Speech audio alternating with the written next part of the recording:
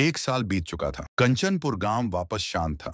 लोग फिर से खुशी से जीने लगे थे। हर पूर्णिमा की रात गांव वाले एक दिया जलाकर वीर अर्जुन देव को याद करते थे, जिसने अपनी जान देकर गांव को बचाया। पर एक रात कुछ ऐसा हुआ जिसने फिर से सब कुछ बदल दिया। कुएं के पास एक कटी हुई लाश मिली। 2 दिन बाद किसी और के घर के सामने एक और लाश पड़ी थी। गांव फिर से कांप उठा।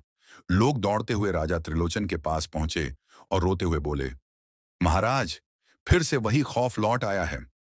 राजा ने अपने 2 सेनापतियों से कहा, जाओ और खोजो इस कांड के पीछे कौन है।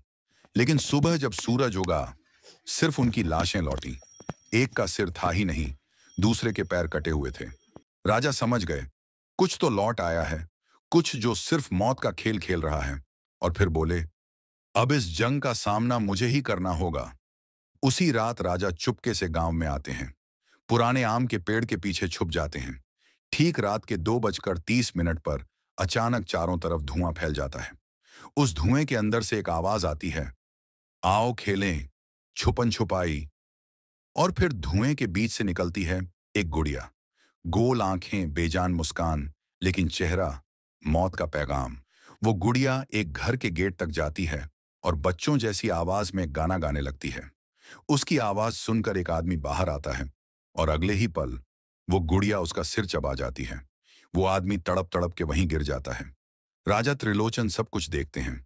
उनकी आंखों में डर भर जाता है। उन्हें समझ आ जाता है, इसके सामने जाना मतलब खुद का अंत लिखना। अगली सुबह गांव के लोग इकट्ठा होते हैं। राजा कहते हैं, यह पिछले भूत से भी ज्यादा डरावनी है। इसे सिर्फ वही हरा सकता है जो मौत को पहले ही हरा चुका है। और फिर पूर्णिमा की रात सभी लोग दिया जलाकर पुकारते हैं, वापस आओ अर्जुन देव, हमारे गांव को बचाओ। अचानक आसमान से बिजली गिरती है, धरती फट जाती है। एक जलते हुए पेड़ से निकलते हैं वीर अर्जुन देव।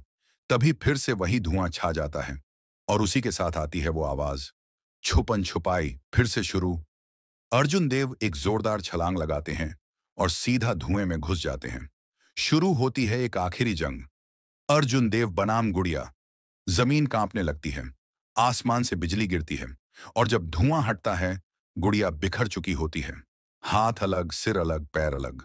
उस दिन के बाद गांव में फिर से नई सुबह हुई। राजा मुस्कुराए, गांव वाले फिर से जीने लगे।